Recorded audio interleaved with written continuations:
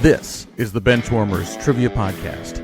We have assembled the world's finest sports and trivia dorks to prove once and for all that we are just as bad at this as we were at sports. Hello, everyone. Welcome to episode number 251 of the Benchwarmers Trivia Podcast, sports trivia for those of us who rode the pine. I'm your host tonight, David, and today's game will feature the Benchwarmer team of Josh and Tako versus the team of Markkus and assistant coach for our Patreon team, Marc Grenier. Hi, Mark. Since it's been a few months since you've been on, I think, why don't you take a minute and let us know, I don't know, you don't have to go through where you're from and all that. Just tell us something new. Something new is the South Carolina Gamecocks won the national championship today in women's basketball. My daughter is a freshman there, and she was at the official watch party today in the student union building with like a couple hundred kids. So that was pretty cool, getting pictures from her and videos and stuff. And then there's a tradition at South Carolina, apparently, when they win the national championship, which is fairly infrequent other than women's basketball, but all the students run out and jump into the fountain. That's a large fountain they have in front of the library by the student union building. So got a nice video of my daughter running from Russell House, which is the student union building where she watched the game, like across the courtyard with all of her friends screaming and then jumping in the fountain. And she sent the photos to our family group chat of her in the fountain doing the South Carolina Spurs up hand signals. So that was a cool day. So we're time stamping this a little bit by letting everybody know that's what happened today. No, that's totally fine. It must be be a big fountain, I'm assuming, right? Because it's very large. Yes, it is very large. Okay. And if you go on you can go on South Carolina Gamecocks. I'm assuming your Instagram as well, but the Facebook page, they have a pretty cool drone shot of all the kids. Okay. And then they have some a time lapse where they were counting down the last 5 seconds of the game before all these kids are lined up around this fountain. Yeah, it's big. It's 100 feet by probably 80 feet square. Nice. With many different, a few different water features, I guess you would say. So yeah, so that was pretty cool. So that's what's been going on. We got a foot of snow here the other day, which was not appreciated, especially trying to get outdoor track season started for my youngest daughter in high school. But yeah, we're rolling along here. So very cool. All right. Well, Markkus, how you doing? And why don't you tell us what your team name is for you and Mark? I'm doing well. I assume that without knowing exactly what I'm talking about, that all of us here acknowledge mommy. So just nod and say yes. And other than that, I'm doing well. And of course, it's WrestleMania weekend. So I had to think of basically I do this to David every time he hosts. I try and think of a tag team or a group that's kind of obscure to for our team names. So tonight, Mark and I, and it fits. I guess he can be Kurgan and I'll be Golga. We are the Oddities. He does have a kind of Kurgan look to him. Yeah, that's pretty cool. All right, the Oddities. I love it. And Tako, Josh, who wants to go first? How are you doing? I'm obviously much more removed from wrestling, paying attention, and that could be an old. I don't know who either of those two are, or the team, the Oddities. Okay, yeah, no, I'm doing all right. I'm just excited to record another episode. And things are good here. Very cool. And Tako, I guess that means you have the team name. I do. I'm well. I'm having to go back to work tomorrow. I've been on spring break, so I'm not particularly looking forward to going back to work, but I will persevere nonetheless. For Josh and my team name tonight, since we are the two most prominent members of the Benchwarmers who have done stuff on national television, we're going to honor that. We're not going to worry about the results of those particular appearances on national television, but we're going to lump them into a larger, also, prestigious group, and we will be the game show participants. Which could be a tag team. I mean, why not? Sure. Yeah. Yep. All right. So we have the Oddities against the game show participants. I think we're ready. So let's turn it over to Benchwarmer Emeritus Dan to give us our rules. The game will consist of 4 quarters of play, each with different trivia style. The styles of quarters 1 through 3 will change from show to show, and I will explain them as we go along.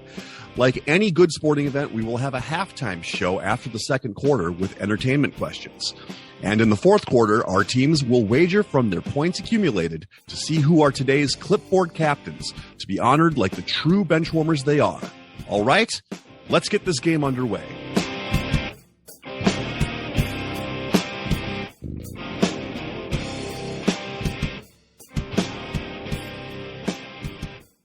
All right. Today's first quarter will be pre and post game.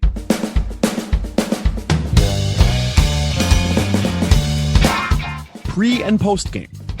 For this quarter, there will be 4 before and after style questions. For example, if I said, what all-time leader in receptions for the Indianapolis Colts was a Notre Dame safety drafted by the Minnesota Vikings? The answer would be Marvin Harrison Smith. Each question is worth 25 points. Question number 1 of pre and post game. Launched in 1993, ESPN2 was originally branded with this nickname, and until 2021, he was the Saints' all-time rushing yards leader. We're ready to check in, David. All right. The oddities have checked in. Game show participants, the floor is yours. Okay. I hadn't even had time to process that question before they checked in. Likewise. I think I know what this is because I think ESPN2 was originally the Deuce, right? Sure. Oh, and then so that would lead McAllister? to. So let's check in with the Deuce McAllister. Works for me. Okay. All right. And the oddities? Yeah, same thing. I just remember it. I'm old. So 1993, I was in college. ESPN2 came out. It was the Deuce. And yeah, Deuce McAllister. Mason's favorite Saint ever? I don't know. Definitely Yeah, so mine.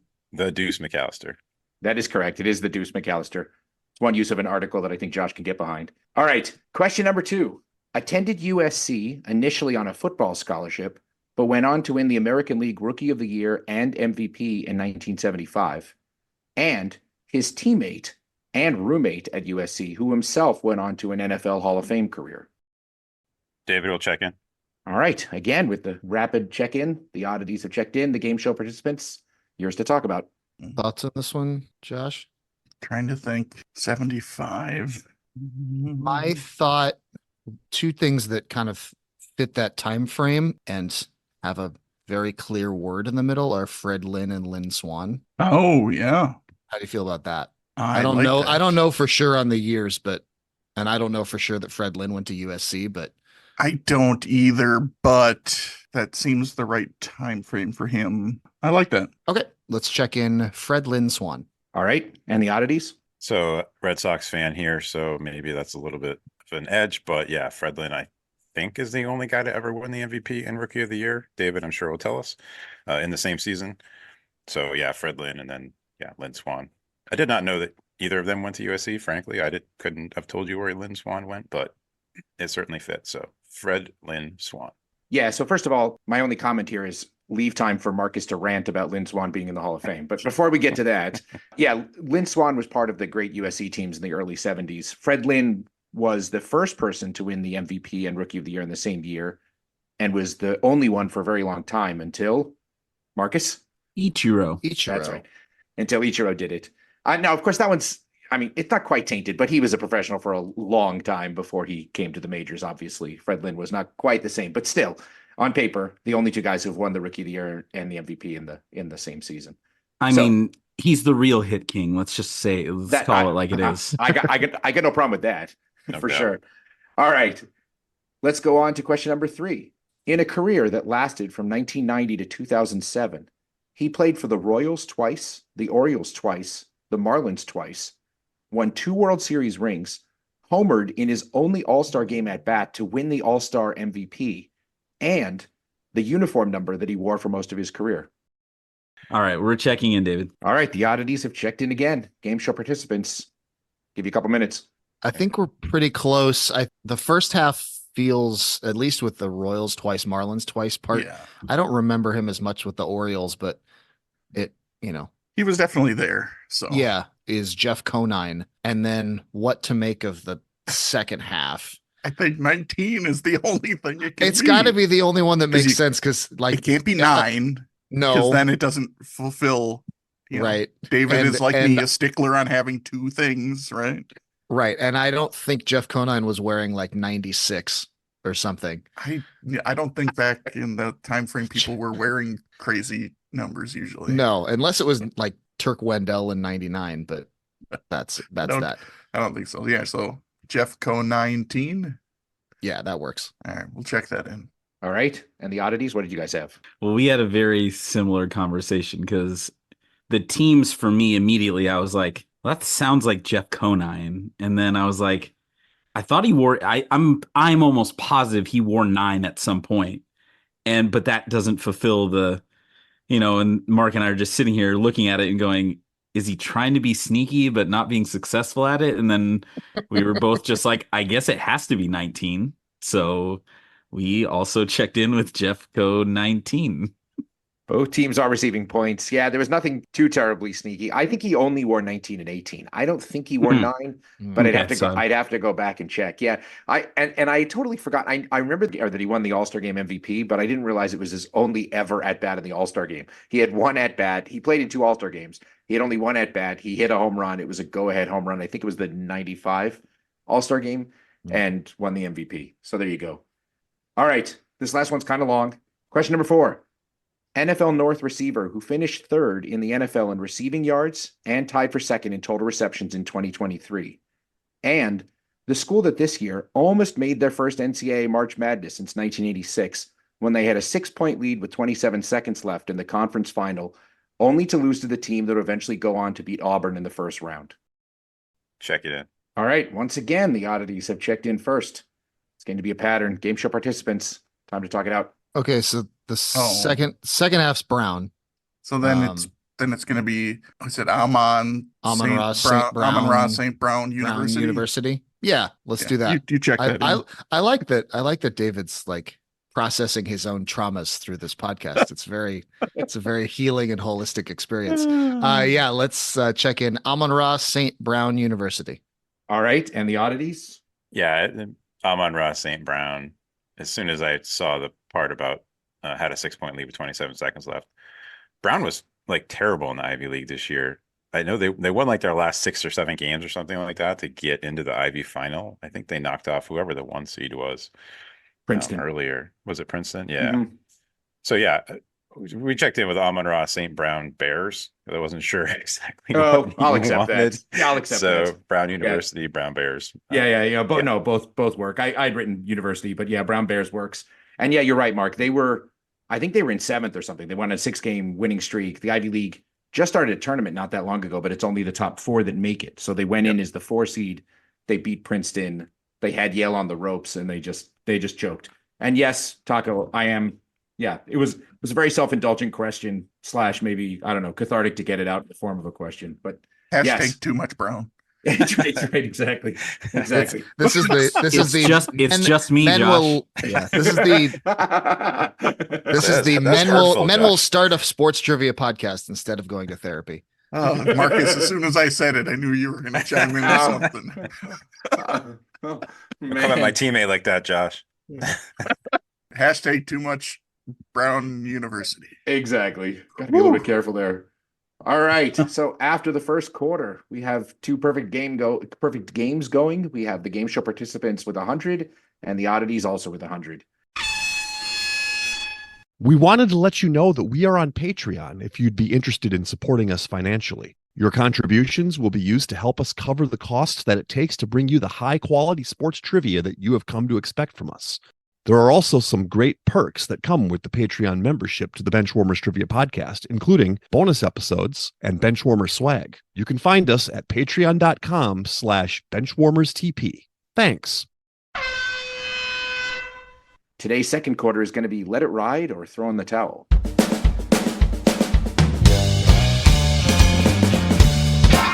Let it ride or throw in the towel. For this quarter, there will be 4 questions in a given category that increase in difficulty. After each question, teams can decide to let it ride and attempt the next question, or throw in the towel and take the points they have accumulated to that point. Each question is worth 50 points. If a team answers incorrectly, they will lose half of their points accumulated in the quarter.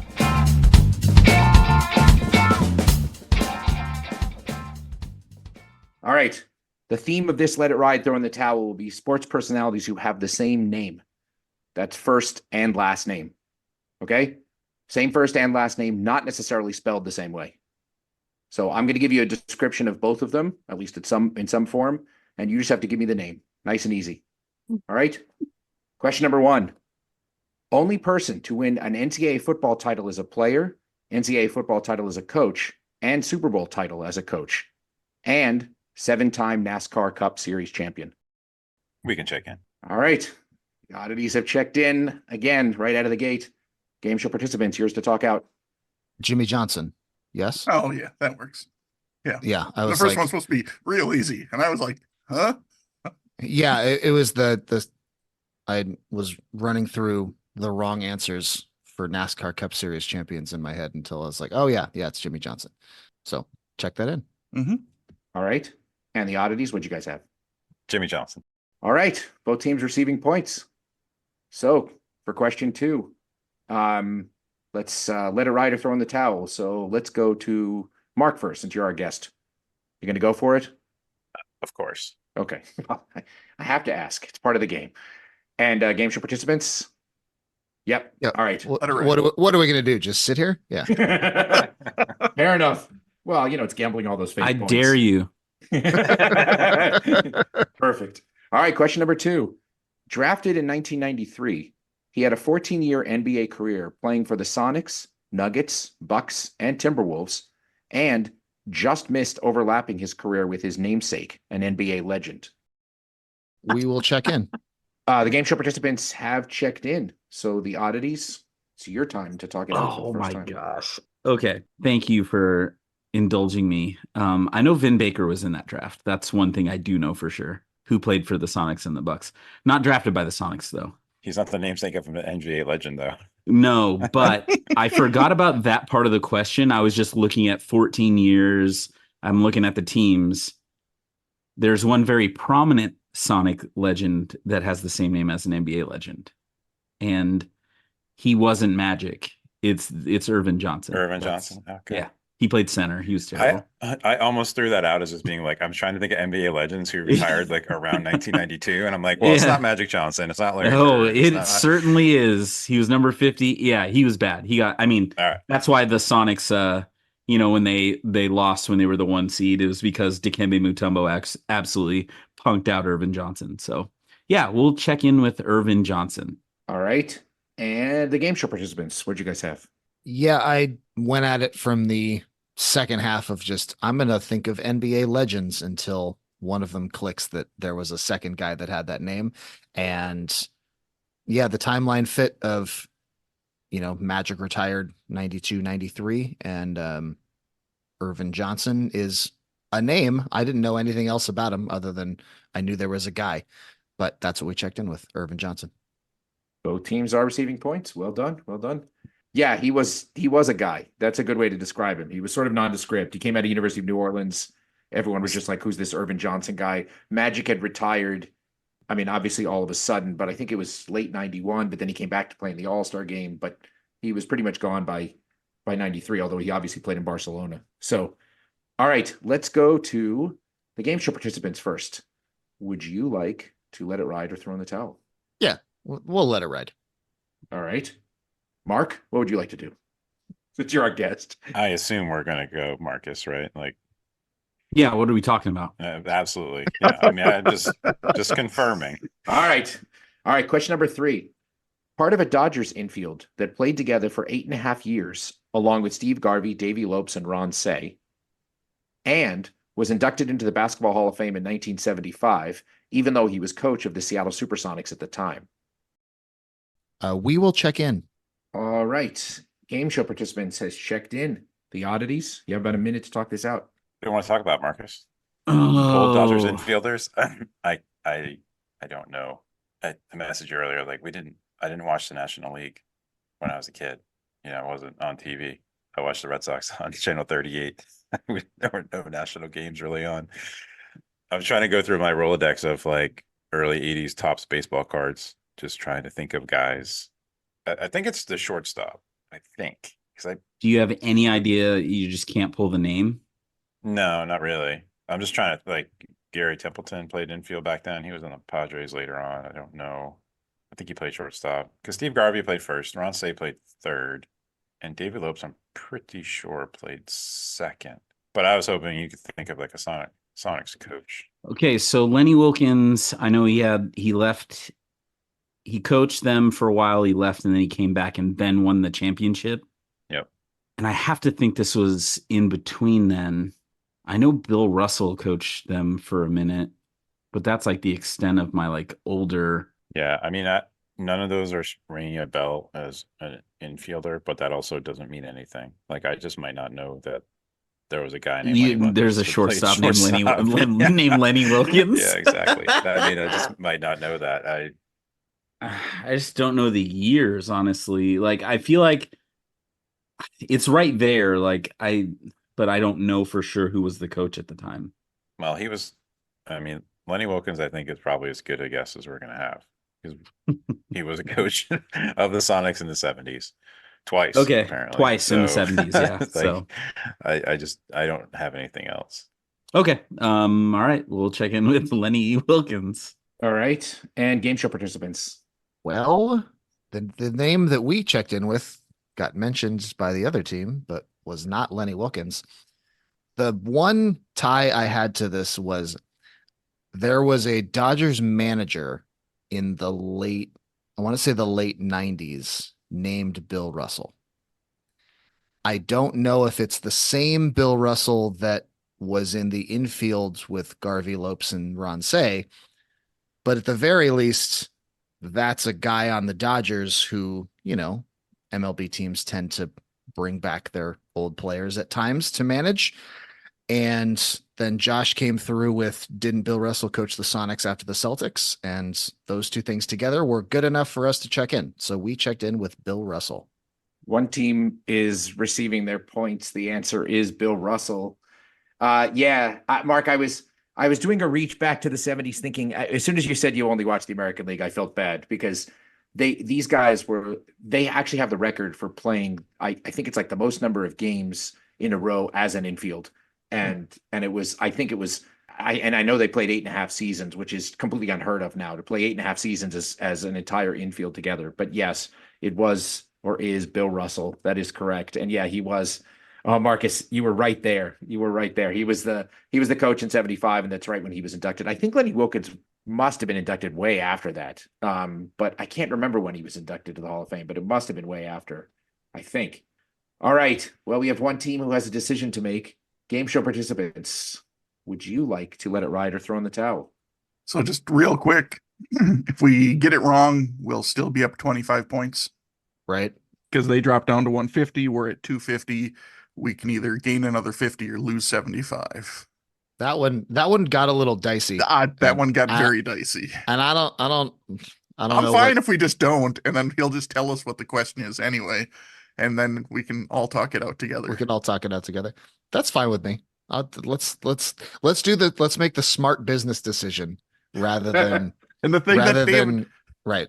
David, we're gonna throw in the towel. And the funny thing is, I think this one would have been easier for at least for Tako and for Markkus. I don't know about Josh, and I don't know how much Mark pays attention to the NBA, but here would have been question number 4. Both drafted in 2022. These two players with the same name are both on the same same NBA roster. And that has already clinched a playoff spot this year. And the answer is Jalen Williams. I actually know that one. Well, there you go. The only reason I know that is because I've recently gotten myself addicted to sports cards again, and I've been buying a lot of more recent basketball cards. Nice to find good Victor Wembanyama cards. Well, so this is why it's hard to gauge sometimes how hard questions are going to be, because to me it's like two guys who only a real hardcore current NBA fan would know versus Hall of Famers, the Bill Russell level. But anyway, all right. Well, at the end of the second quarter, we have scores of the game show participants is out to a lead with 250 points, and the oddities are still within striking distance at 150 points. It's now time for halftime.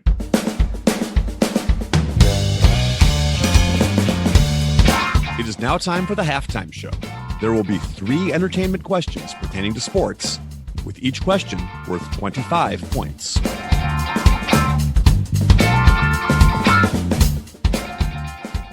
All right, so this halftime is going to be all about top football draft picks that crossed over into entertainment, and is going to be, I'm going to do this CV style.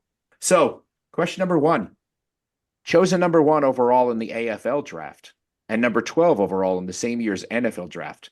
Played 13 years in the NFL/AFL, one-time Super Bowl champion. Played himself in several shows, including Married with Children, The Love Boat, Alf, and my personal favorite, The Brady Bunch. Dated Jill St. John, Raquel Welch, and Janis Joplin. We can check in. All right. The oddities have checked in almost immediately.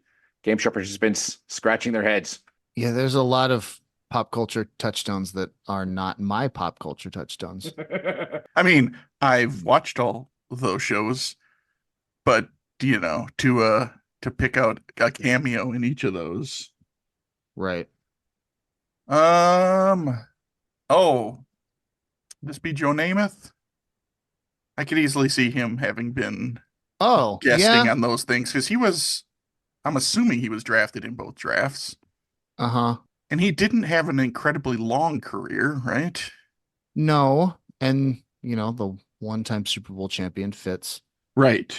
I like it. I mean, I don't have anything. I don't have anything better. It's the only one that came to mind, and he's been on a bunch. He's done a bunch of that cameo type things over the years. Sure. So I say we go with Joe Namath. Yeah. Let's do it. Check it in. All right. All right. Game show participants has checked in. So we go to the oddities. What you guys have? Not mentioned Susie Colbert on the sideline. I just want to kiss you. I don't think they dated. I remember. You tried to. Yeah, he tried. He's the only guy, frankly, I think I've seen every Brady Bunch episode. The only athlete, most prominent athlete I remember was Joe Namath. Being on that show, everything else seemed to fit. So, yeah, we also checked in with Joe Namath. And that is correct. And you might remember, if you're a Brady Bunch fan, that Cindy wrote a fake letter that Bobby Brady was very, very sick in order to get Joe Namath, who then was a fairly new Ram, having just left the Jets. So he was in LA, so he was very popular. And there were some other athletes who were on the Brady Bunch, but I'll save those for other questions for another time. Yeah. All right. Question number 2. Chosen number 1 overall in the NFL draft in 1973 by the Houston Oilers. 2-time Super Bowl champion. Appeared in television series such as Perfect Strangers, MASH, The Dukes of Hazzard, Silver Spoons, The A-Team, and Miami Vice. And endured 5 hours of makeup each day to play his most famous movie role in a 1985 film, and even wore a Raiders jersey. We'll check in. All right, game show participants has checked in. The oddities. This is for you. The other guy. It's the other guy. Not Chunk. Yeah, not Baby Chunk. Ruth. What's his name? That would have been crazy if he was playing for the Raiders. I know, that's true. I can't. Oh my gosh, he's a Raider. He played Sloth. It's John. Oh God. I can't even help you. Number 1 overall. So what position did he play? Do we even I mean, we don't know him. Matusak. John Matusak. Matusak. Okay. Yeah. We're checking that in. All right, and game show participants, what'd you have? Yeah, pretty quick. Matt sent over that sloth in the Goonies, and he's like, no idea what his name is, though. And that's when I was telling him, I know. And yeah, it's John Matusak. Yes, and it is Sloth from the Goonies. Well done, everybody. I'm glad some of you youngsters have seen the Goonies, so that is important. Otherwise, I would have assigned homework like I do to Mason all the time. All right, well done. Good pull, everybody. Question 3. Chosen number 1 overall in the NFL draft by the Baltimore Colts out of Michigan State.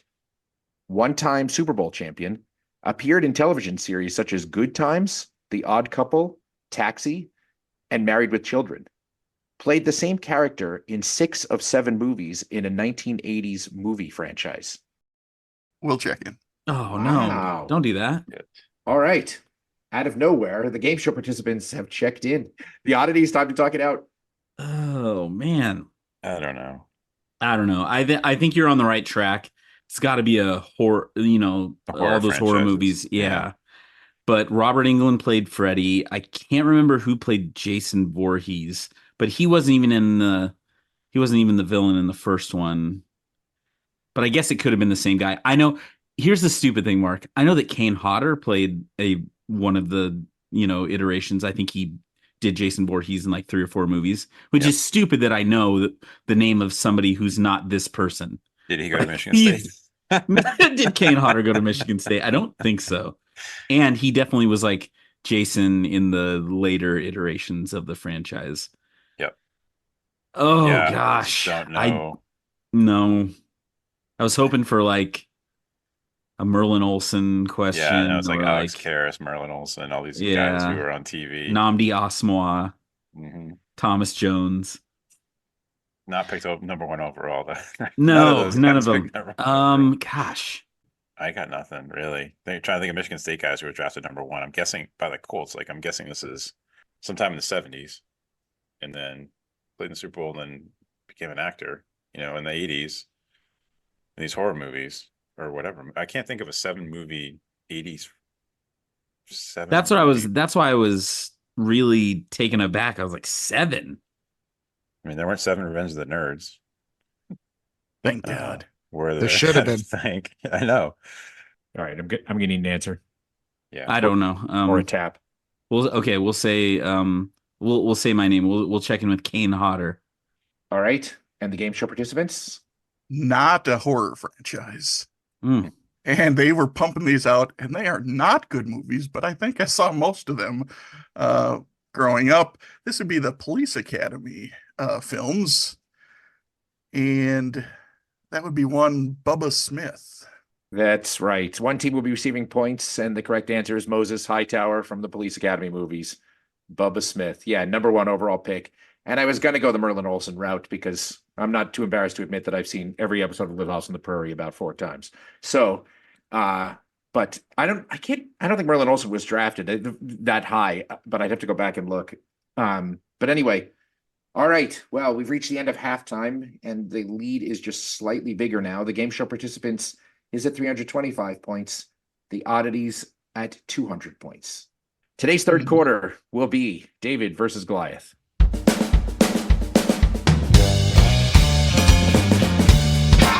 David versus Goliath.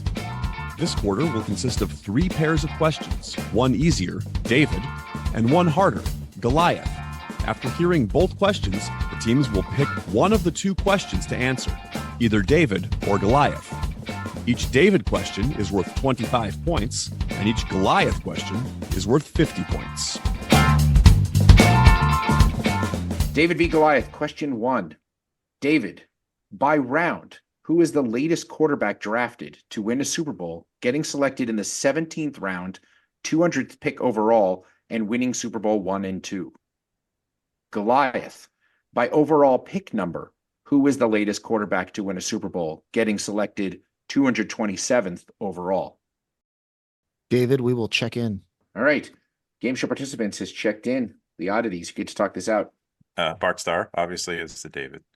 I'm just trying to think of super. I mean, Brady, I know, is like 199. So yeah, that's 6th rounder. So yeah, obviously not him. So 7th round pick. Hasselbeck went to one, didn't win one. He was like a late 6, but obviously didn't win.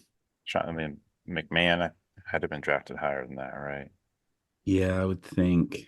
Because he was pretty good at BYU. I was thinking about Mark Rippon, but I just don't really know when he was drafted. Yeah.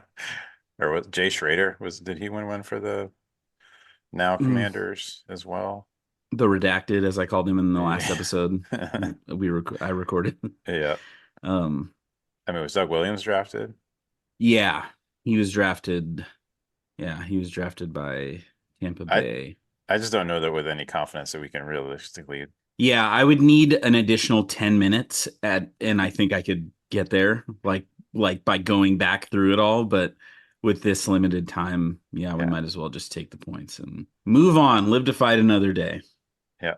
Yeah. So I guess we'll check in the David Bart Starr. All right. And game show participants.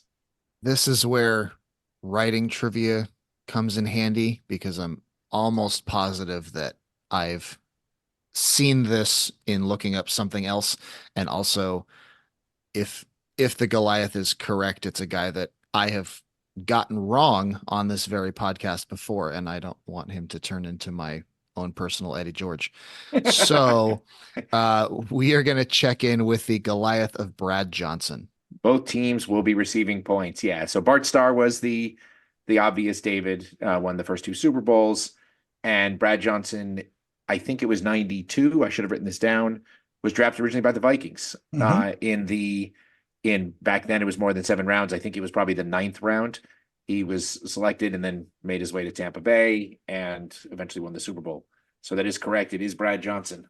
So some points all around. Yeah, that was one of the things I said when Matt was like, pretty sure I've seen this as Brad Johnson. I said he was a late round pick for Minnesota. So well done. All right. Question number 2 of David v. Goliath. So just for reference, what are they called? A 5x5 game in the NBA is when a player records at least 5 points, 5 rebounds, 5 assists, 5 blocks, and 5 steals in the same game. Okay? For David, on February 23rd of this year, who became only the second NBA rookie to record a 5x5 game, posting at least 5 points, 5 rebounds, 5 assists, 5 steals, and 5 blocks? Goliath. In 2001, who became the first and only other rookie to have a 5x5 game? Earlier the same year, he won the Big 12 Player of the Year.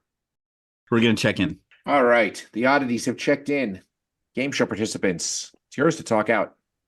Well, I think we're pretty sure that the David has to be Victor Wembanyama. Yeah. So now the question is, can we figure out the Goliath? Yeah. And I'm just trying to rack my brain for Big 12 players that were rookies in 2000, 2001, thereabouts. Big 12 Player of the Year. Yeah. Talked about Rafe LaFrentz on this podcast. I'm not sure I have any real beat on this one. I don't think so either. I think we check in the David for Wemby. Agreed. All right, let's do that. Checking in the David for Victor Wembanyama. All right. And the oddities, what'd you come up with? I think both of us were like agonizing over this because I remember when the David is Wemby, when that came up, that they talked about the other guy who had been the only rookie.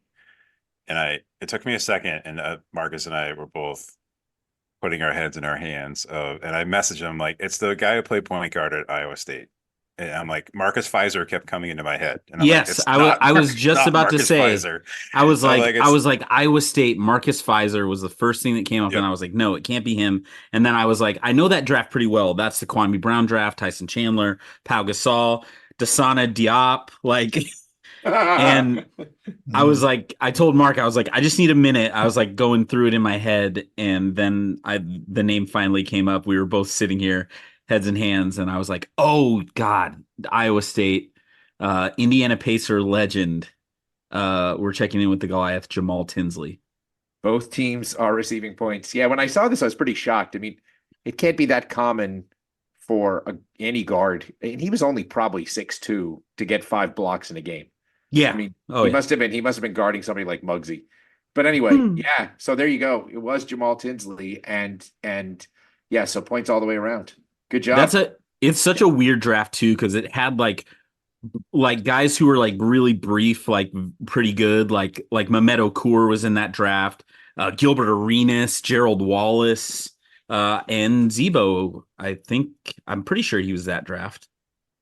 I think it was just an interesting draft, and then you had like Troy Murphy getting drafted, and guys, and Michael Bradley, guys you don't know. It was a gross draft. Okay, so question number 3 of David v. Goliath.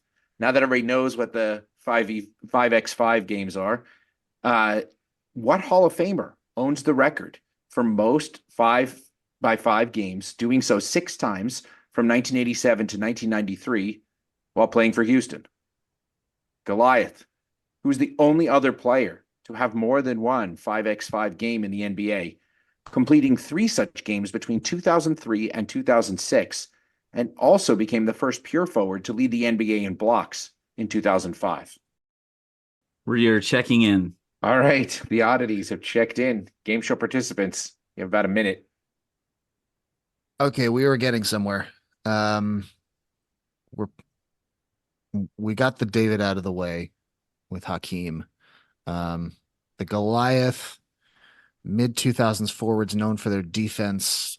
I threw out KG, but that doesn't feel like a Goliath answer. And I don't think, to be honest, I don't think he actually has ever had a full 5x5. I don't think he ever had quite that many assists typically. And even 5 blocks, he would have some like pretty impressive blocks, but that's a super well-rounded game. And that's where my brain was going. I know that a lot of these other names that been tossed around weren't Euros, but I mean, this is a very European-centric kind of basketball, right? Where you're well-rounded in everything. Sure.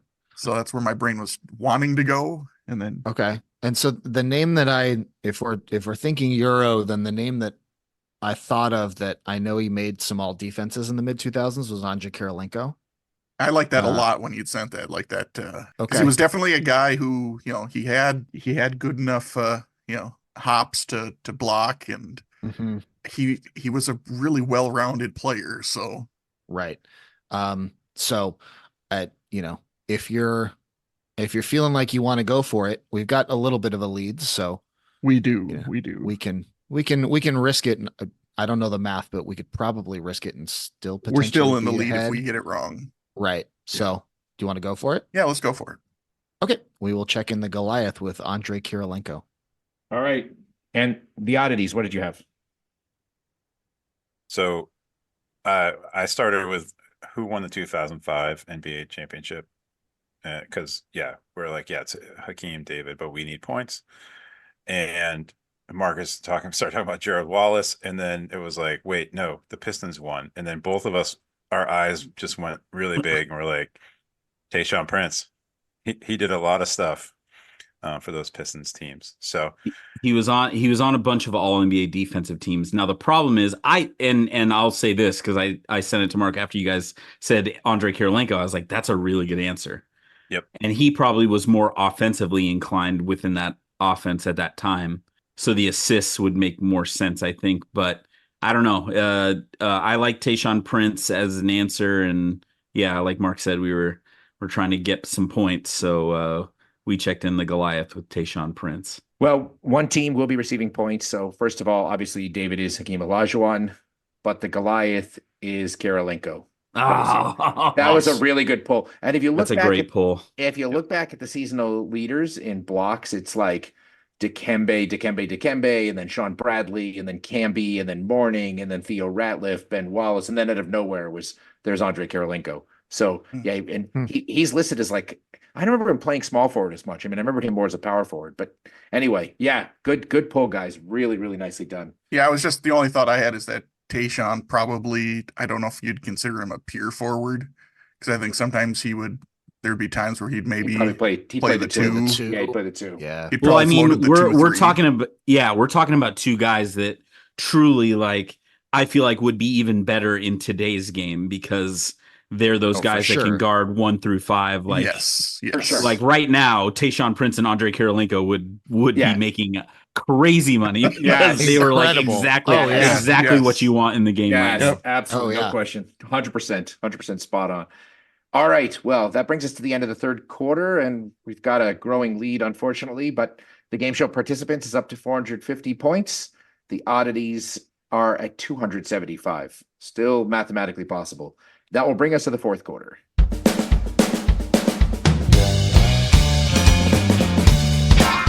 The fourth quarter, known as Put Your Fours Up.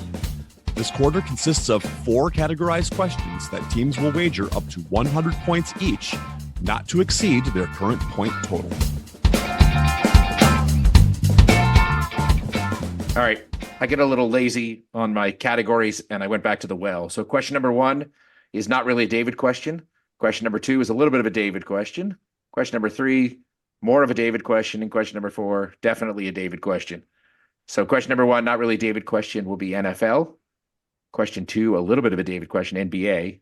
Question 3, more of a David question, also NFL.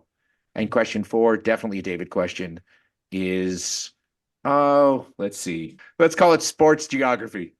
Big 4 sports geography. Oh, is this the one that you thought I was going to steal from you last episode? Yes, it is. And that's why I had to use it now. So it's now time for the teams to place their wagers. We'd like to take a minute to invite you to follow us on Facebook, Instagram, and Twitter at BenchwarmersTP. We also have a Facebook group for fans of the pod called The Bench. Join us there to comment on the latest episodes and share cool sports facts and trivia.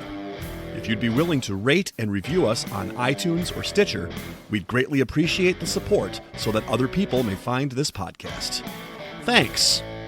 All right, now that the wagers are in, on to the questions. Question number 1, not really a David question. Nice and simple. What's the only NFL franchise to never have consecutive winning seasons? We'll check in, David. All right, game show participants has checked in. The oddities. I'll give you about a minute. If he's giving us a minute, my only problem is I feel like when Brunell was there, they had at least strung together a couple of good years. Yeah, I know they went that first. I think it was the first year, right? Them and Carolina both made it the first year to the championship game. Yeah, Jags lost to the Patriots. Then we I don't lost hate your Atlanta theory though, too. Atlanta is all over the place. Like, but I mean, they had Matt Ryan for those years. They had to have been over 500 despite losing. I mean, they lost the year before that. The year before they blew the 28-3 lead, they lost to the Packers in the playoffs. I mean, are we overthinking this? Positive. Is this Houston? No, Texans. No, Texans were. They won the Patriots beat them like 3 or 4 years in a row in the playoffs in the early 2010s. They were in the wild card. That was when the Colts were good. And they were in the same division, kind of towards the end of Manning. Yeah, I mean, if you feel good about Jacksonville, then I think, yeah, I mean, Carolina makes sense too. I don't think it's the Texans. I'm almost positive they were in the playoffs like many years in a row. I feel better about the Jags because they made the AFC Championship game in 2015, 2016, somewhere around there. One of the years the Patriots beat them. The Jags were up 24-14. And then I think they Bortles after that. So I say we check in with the Jags for how many points, Markkus? 69 points. All right. And game show participants, what'd you have?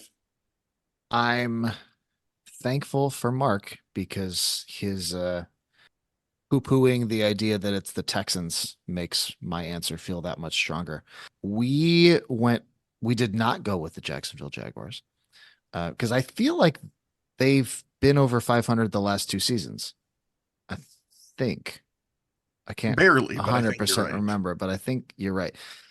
So my initial thought, because I chatted this to Josh, but I wrote a flop, turn, and river about this team that I ended up not using. So I have looked at their wiki semi recently. And so I think this is the Carolina Panthers. I think they've got the Super Bowl appearances, but they don't have any sort of sustained playoff success. So I think this is the Panthers. So that's what we checked in with for 25 points. One team will be receiving points. Yeah, I'm going to have to get in. I'm going to have to break in and see Taco's sort of sheet of questions that he might use, so I know what not to ask. But it is the Panthers. And actually the Jaguars, when they first came to the league, it must have been the mid 90s. They got good in a big hurry. And I think they had like 3 seasons in a row where they won at least 11 games. So it was definitely not the Jaguars. But yes, it is in fact the Panthers. Okay, we will move quickly on to question number 2 because we don't need to say the score. So a little bit of a David question. Not surprisingly, Dell and Steph Curry have the most combined 3-pointers for a father-son duo in NBA history. However, who were the only father-son duo to both be in the top 50 for 3-pointers made all time? Okay, we'll check in. All right, game show participants is checked in. I'm going to need an answer from the oddities pretty fast here. Well, we have an answer, sort of. I don't know. I mean, either of us feel good about it right now, but yeah, just trying to think of father-son duos where the father had to have played, I would think, in the 90s time frame. Yeah. The kid is somewhat current. Well, and at least had an established career. It can't be somebody in the past couple of seasons. It's got to be somebody who's been in the league for a while. Yeah. So we've been throwing. Because I imagine both of these guys are probably low on the list. I don't imagine there's one like super high, and then there's one they're probably both just inside that number. Yep. And I like your answer. I mean, and in fact, today, definitely not because I gamble on the NBA, but they did mention that he hit the most today. He passed his most threes made in his career is Tim Hardaway Jr. And he shoots. That's all he does basically. So, and Tim Hardaway was very good for a long time. I don't truly remember him as like a straight up 3-point shooter, but I suppose it's possible that he hit enough that he's in there. Yep, I think that's our best answer. So okay, checking in with Tim Hardaway or what Hardaways. For? The Hardaways for Marcus. How many points? Tim's Hardaway. For how many points, Marcus? 69 points. Nice. All right. And game show participants, what you guys have? That was very similar to what we were thinking is, trying to think of, so one has to be either current or very recent, but, shot enough. And granted, in this era, it probably doesn't take long if you actually have a decent percentage to get up that list. And his dad would have had to have, played probably like in the 90s, like starting right around the 90s. And that was the same names that came up, because I was like, Junior isn't great, but he's playing in the correct era and he does shoot a lot of threes. So he obviously makes enough of them probably. And I'm guessing his dad is not much over or much below 50 on the list, however, which way you want to say that, above or below, right? He's probably floating pretty close. I remember him being a pretty dangerous outside shooter, but it was also an era where there weren't as many people doing it that often. So not as often as we know now. But yes, we also checked in with the Tim Hardaways for 26 points. All right. Both teams are receiving their points. Well done. Well sussed out. And everybody hit it exactly right. I don't really have much more to say, except for to say that what's funny about this is you guys are right that both Tim Hardaway Sr. and Tim Hardaway Jr. Are not really that far up the list. Tim Hardaway Sr., but they combined have about 3,200 threes. Just to give you an idea of how much having Steph in your family helps, those guys have 3,200. Steph and his dad have almost 5,300. How much does Steph have alone? Way ahead. This is like Steph's over 4,000 alone. Yeah, 5,100 for Steph, 100 for Dell. Right, exactly. This is like the Wayne and his brother, Hank Aaron and Tommy Aaron, Christy and Henry Matheson. Right. It's all of those. Yeah. Sylvester and Frank Stallone in box office. Roger Clemens and what's his son's name? Mark and Donnie Wahlberg. Cody Clemens. Right. Well, wasn't that one of the strikeout questions? Because yes, it was. Cody came in and struck out one. Yes. He struck out Shohei Ohtani. There you go. Cody Clemens struck out Shohei Ohtani. It's why he was busy worrying about his gambling. I mean, wait, what? All right. Question number 3, more of a David question. Only one running back in NFL history has rushed for at least 2,500 yards for 3 different franchises. And as we record this, today is this former player's 55th birthday. So happy birthday. Well, you'll find out his name in a minute, but yeah, there you go. Yeah, we'll check in. All right. The oddities have checked in. Game show participants, you have 2 minutes. 2 minutes. I don't hate that answer. Okay. Yeah. Josh did the math because I'm not off of spring break, so I'm not doing math yet. I'm not contractually obligated to do math until 8:30 tomorrow morning. So we're looking around 90 or 91 draft. So 90s into the 2000s as a career. Yeah. And kind of the name that popped into my head as a Niner fan of somebody who was successful for multiple franchises in the 90s and early 2000s was Ricky Watters with Niners, Eagles, Seahawks. And I don't hate that, especially with Marcus feeling pretty confident in his answer. Right. we can argue whether he's a Niners legend or a Seahawks legend later. I don't think you can. Yeah, I'm good with that. I'm good with it. All right. Then we will check in Ricky Watters for 25 points. All right. And the oddities, what you guys have? Yes. I'll give Mark all the credit in the world because Mark, we were kind of sussing out the time frame, just kind of doing that. And then he just said it's got to be around 91. And then just across the chat, he says Ricky Waters ? And I go, yes. I go, because he definitely had he probably had the least rushing yards in San Francisco. I know I think he had 3,000-yard seasons in Philly, and then I know for a fact that he had 3 1,200-yard seasons with the Seahawks. And that's when Mark was like, I don't remember him on the Seahawks. And I go, really? I was like, I do that not is remember right in the Seahawks. sweet spot. But yeah, he had 3 1,200-yard seasons. So that's why he's Seahawks legend Ricky Waters. And we'll check in with that for 69 points. Well, both teams are receiving points, and we have to give this one to Markkus because he had over 4,000 yards in Seattle. Then he had just under 3,800 in Philly, and then 2,840 yards for the 49ers. So he only has a Super Bowl ring for one team. That's true. The 49ers. That's true. So, His quarterbacks in Seattle were 42-year-old Warren Moon, Glenn Foley, and Trent Dilfer. Okay. elite. Glenn Foley. Hey, I think Awesome. He lives in a those van guys down won by the river. One of those has a Super Bowl ring on his finger, right? He sure does. All right. And happy birthday, Ricky Waters. Today is his 55th birthday. All right. Question number 4. Definitely a David question, or Big Four sports adjacent, I guess. What U.S. state that is home to no Big Four teams borders states with the most total number of Big Four teams? We're going to check in. The oddities have checked in for the last time tonight. The game show participants, you have about 30 seconds. Okay. So then the question is, would New Mexico have more than 16? Right. So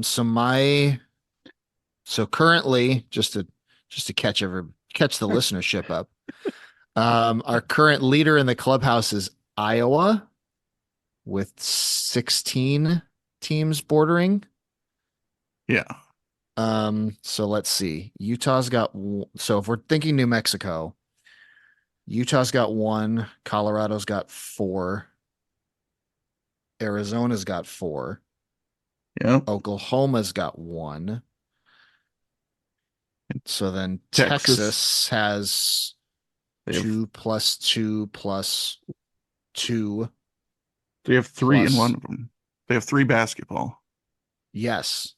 And 1. So they have 8 themselves. They have 8 themselves. So that would put That them puts them at at 18. 18. Yeah. Should we go New Mexico? Yeah, let's do that. All right, we're going to check in New Mexico for 25 points.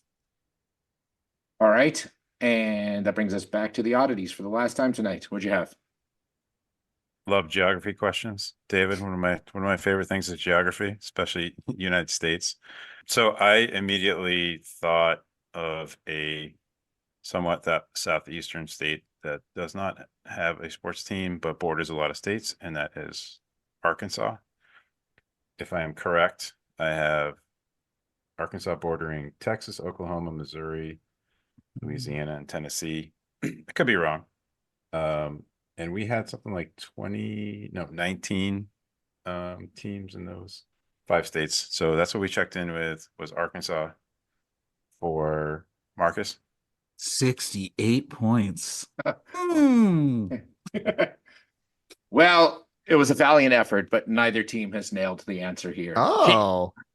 So the correct answer is actually Kentucky. Oh. Kentucky borders Missouri with 4, Tennessee with 3, Ohio with 6, Indiana with 2, Illinois with 5, for a total of 20. I forgot about Indiana. Wow. I had that was my other one, was Kentucky, which What a I only dumb came question. up with like I love it when they dump the question right because they get it wrong. No, Right. No. No. It's all, I don't think it's a dumb question, David. I liked There's it. I or had maybe Kentucky. we hit the Kentucky maybe we was- hit the 4, and you talked about the 3 of the 4. Maybe, I don't know. All right. Our game has come to an end, and here are the final scores. The oddities finished with a very respectable 301 points, but our clipboard captains of the game, who are receiving the coveted Justin Fields Award with 501 points, are the game show participants. All right. Well, I know no one liked the last question, but other than that, Mark. Hey, Mark, you got anything to talk about before we get out of here? I did like the last question, David. It's okay. I just forgot about Indiana, and I forgot that Missouri borders Kentucky. So Kentucky, that was our point. Those are the two that we talked about. So interesting. But anyways, I play Apocalypse Sports Trivia, which I really enjoy. It's an online, like, Learned League style sports trivia game. They play 2-week-ish fortnights, 6 times a year. And the newest fortnight starts tonight. So that doesn't help anybody if this comes out in 4 weeks, but there will be one starting in early June. All that to be said, myself and Trevor Hogue of Benchwarmers fame have started a podcast every day where we talk about the daily Apocalypse Sports Trivia questions. So we kind of stole the format from a podcast that we both enjoy called Learned Lag about Learned League questions. So every day at 9 o'clock at night, our podcast comes out during our fortnights. The podcast is called Talk Apocalypse. So instead of Apocalypse, it's Talk Apocalypse. Available on all your favorite streaming podcast apps. We have a fun time talking about it, and there's some off-season friendlies that we talk about sometimes. And it's a really fun sports trivia game. It's a little bit different format because you have kind of all day to think about the questions, and so they're a little bit more challenging sometimes than like these. You have 5 minutes to try and think of something. It's a fun game, and Trevor and I are having a lot of fun doing our podcast. I know Tako plays. He's in our Benchwarmers group. We have a special Benchwarmers private division. Nice. It's like myself, Trevor, Tako, Adrian Bias, Chris Shen, Mike Corey. Whoa. Ethan Metzger. I'm trying to think of who else. Tako, help me. Who else is it? I don't remember. I don't know either. It starts tonight, so I just answer the questions and then get rid of it until the next day. Well, it's great. Exactly. You're conveniently calling out all of our patrons, so I can use that to. No, that sounds really fun. One of these days, I might actually have to jump on that, and I'll listen to your podcast. So thank you, David. Great game. Josh, Tako, Markkus. Always a good time hanging out with you guys. And Mark, thanks for coming on. As always, you're a great guest to have on, and it's good to have people who like to talk sports. So this was a ton of fun. So thank you, and thank you for your support for the podcast. So I will get us out of here. So on behalf of Josh and Tako and Markkus and the rest of the Benchwarmers who couldn't make it tonight, thank you for listening to the Benchwarmers Trivia Podcast. Till next time, we'll keep the bench warm. That ball hit high and deep. Stretch! Get on back there. They look up. You can put it on the board. Yes! Into deep left center for Mitchell. And we'll see you tomorrow night. That great music you're listening to is by Justin Nozick. Thanks to him for producing that music for us. You've been listening to the Benchwarmers Trivia Podcast. Make sure to check us out on all of our social media. We are at Benchwarmers TP.